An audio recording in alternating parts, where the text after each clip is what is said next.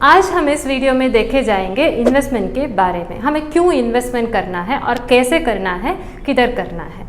हमने बचपन से ही हम क्या करेंगे, हमें छोटा छोटा पैसा मिला तो हम क्या करेंगे, उसे पिग्गी बैंक में डालेंगे और उसके बाद हम क्या करेंगे, हमारा तो पढ़ाई वो सब हो गया, हम तो काम पे लग गए होंगे, इसलिए हम क्या करेंगे, हमारे इनकम को एक बैंक में अकाउंट ओपन करके उसमें हमारे इनकम से एक थोड़ा सा पैसा उस बैंक अकाउंट में डालेंगे, वो सेविंग्स अकाउंट बन जाएगा।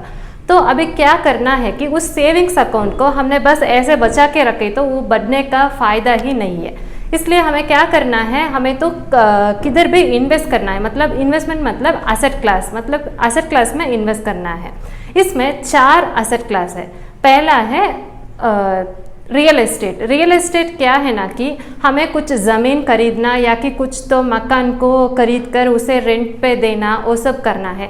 ये सब करने के लिए हमें क्या करना है कि उस प्रॉपर्टी पर कुछ इनकम रेंट से, मतलब उस प्रॉपर्टी पर कुछ प्रॉब्लम है, उस प्रॉपर्टी किसी का है, उस प्रॉपर्टी पर किसी ने क्लेम किया है, वो सब प्रॉपर्टीज़, डॉक्यूमेंट्स, वो सब वगैरह हमें बहुत ही ज़्यादा लीगली हमें चेक करना है। इसलिए वो भी पॉसिबल नहीं है। और एक बात क्या है ना कि हमने तो सेविंग्स पैसा बचा के रखे थे ना, वो उसके अंदर नहीं आ जाएगा। इसलिए हमें क्या करना है, अगर हमारे पास उदाहरण के लिए बोला तो हमारे पास 1 लाख का सेविंग्स अकाउंट है, वो तो ज़मीन खरीदने का हमें 5 लाख चाहिए, नहीं तो 10 लाख चाहिए, तो हम क्या करेंगे, बाहर से पैसा ले लेंगे। इसलिए क्या होगा, हमारा तो सेविंग्स अकाउंट नहीं बढ़ेगा। हम ज़रूर क्या होंगे, हमने किसी से बस पैसा लेने से हमारे फिनेंशियल बर्डन ही बढ़ जाएगा, उसमें भी हमारा तो सेविंग्स अकाउंट बढ़ने का फ़ायदा ही नहीं है। इसलिए हम इस एसेट क्लास को भी हम छोड़ते हैं।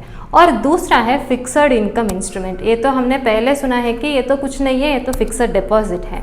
हमारे पेरेंट्स ने क्या करेंगे, हम छोटे होने की वजह से, हम छोटे होंगे ना उस समय ही क्या करेंगे, हमारे नाम पे बैंक अकाउंट खुलकर, हम तो माइनर है ना, इसलिए हमारे पेरेंट्स नॉमिनीज बन के अकाउंट खुलेंगे, उसमें एक कैपिटल अमाउंट डालेंगे, उसमें से हमें क्या होगा, इंटरेस्ट आ जाएगा। नहीं तो 1 महीने में आ जाएगा, नहीं तो हर वर्ष आ जाएगा।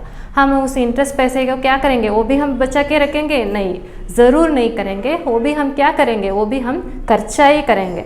और एक मैच्योरिटी पीरियड के बाद हमें वो कैपिटल मनी भी हमारे हाथ में आ जाएगा। वो कैपिटल मनी को हम क्या करेंगे, पहले ही हम प्लान करके रखा होगा, ये कैपिटल मनी मिले तो इसके लिए खर्चा करना है, उसके लिए वो सब करके हम प्लान करके रखे होंगे। ज़रूर हम पढ़ाई के लिए खर्चा करे होंगे, क्योंकि हम तो हम क्या करेंगे, कॉलेज चले जाएंगे, इसलिए हमारे पेरेंट्स उस कैपिटल अमाउंट को हमारे पढ़ाई के लिए खर्चा करेंगे। तो पैसा बढ़ने का कोई फ़ायदा ही नहीं है। और तीसरा है कि कमोडिटीज़ है, मतलब गोल्ड और सिल्वर में इन्वेस्ट करना। हमें तो ये छोटे से ही हमने सुना लिया होगा कि अगर हमारे पास थोड़ा सा पैसा बचा के रखे तो हम क्या करेंगे, तो हम गोल्ड पे इन्वेस्ट कर देंगे। वो भी ज़रूरी लड़की लोग होने तो ज़रूर हर फैमिली में ये किया होगा। और अचानक क्या होगा, वो तो ऐसा इन्वेस्ट करके उस गोल्ड को कॉइन बना के संभाल के रखे होंगे। अगर उस लड़की की शादी तय हुई तो क्या करेंगे, हम तो ज्वेलरी में जाके उसमें उसके लिए कितना होगा उतना तो हम तो खरीद कर आ जाएंगे, क्या सोना खरीद के आ जाएंगे हम। अगर ये सोने का तो प्राइस है ना, हम तो कुछ प्रेडिक्ट नहीं कर सकता, मतलब हमें तो नहीं जान सकता है कि कब ये ऊंच हो जाएगा, कब ये नीचे आ जाएगा, हमें तो पता ही नहीं है। अभी ही मतलब सोच रही हूँ कि 30,000 से भी ज़्यादा है। इसलिए अगर हमारे पास एक छोटा सा मनी है तो हम क्या करेंगे, उसके अंदर हम कम ज्वेलरी ही बाई कर सकता है। अगर हमारे पास ज़्यादा पैसा नहीं है पर तो उतना हमें खरीदना ही पड़ेगा, ऐसा है तो हम क्या करेंगे, हमारे सेविंग्स मनी के ऊपर हम बाहर से किसी से पैसा लेके उस सोने को हम खरीद लेंगे। इसमें भी हमारा तो इतना फ़ायदा है ही नहीं है। और लास्ट से इक्विटी तो क्या है ना कि हर कंपनी, स्टार्टअप से डेवलप्ड कंपनी से और डेवलपिंग कंपनी से कॉरपोरेट कंपनी तक कंपनी का शेयर्स होगा। उस कंपनी के शेयर में हम थोड़ा सा पैसा इन्वेस्ट करके उस कंपनी की शेयर में इन्वेस्ट करने की वजह से हम थोड़ा प्रॉफिट ले लेता है।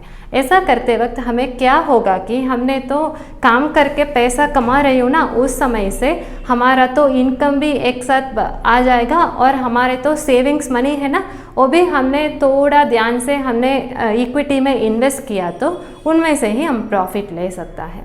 हमने वो इन्वेस्टमेंट करने से हम 3 प्रॉब्लम्स तो बहुत ज़रूरी फेस कर सकती हूँ। पहला प्रॉब्लम है, ये तो पहला बहुत ही बड़ा प्रॉब्लम है अभी हमारी दुनिया में, क्या है ना कि इन्फ्लेशन, मतलब सारे चीज़ का तो दाम बहुत ही ऊंच हो गया है। हमें तो सोच भी नहीं पा रहे थे कि कितना है। हमने तो 100 रुपये लेके दुकान पे गए तो हमने चीज़ लाते हैं सिर्फ 2 चीज़, इतना तो ज़्यादा दाम बढ़ गया है सारे चीज़ के लिए, इसलिए वो हम उस प्रॉब्लम को भी हम मैनेज कर सकता है। दूसरा है हमारे फैमिली के लिए हम थोड़ा कर सकता हूँ, मतलब हमने थोड़ा प्रॉपर्टीज़ मतलब वो सब खरीद कर रखे तो हमारे फैमिली सेफ बन जाएगा। और तीसरा प्रॉब्लम क्या है ना कि हमारे फैमिली को अगर हमने इन्वेस्टमेंट करके हमारा सेविंग्स अमाउंट को बढ़कर हमने प्रॉफिट ले रहा है तो हमारे फैमिली को क्या करना है, हमारे फैमिली को हमारे अंत तक कुछ फिनेंशियल बर्डन के बिना से हमारे फैमिली को हम रन कर सकता है। अभी हमें क्या करना है कि अभी हमें इक्विटी में इन्वेस्टमेंट करके हमारे सेविंग्स मनी को बढ़ाने का फ़ायदा हमें लेना चाहिए। इसलिए वो सेविंग्स मनी को इक्विटी में इन्वेस्ट करता है ना, मैंने पहले बोला था कि इक्विटी मतलब शेयर्स, वो शेयर्स किधर रहेगा, वो सब शेयर्स स्टॉक मार्केट में रहेगा। अभी आगे वीडियो में हम स्टॉक मार्केट के बारे में देखेंगे। धन्यवाद।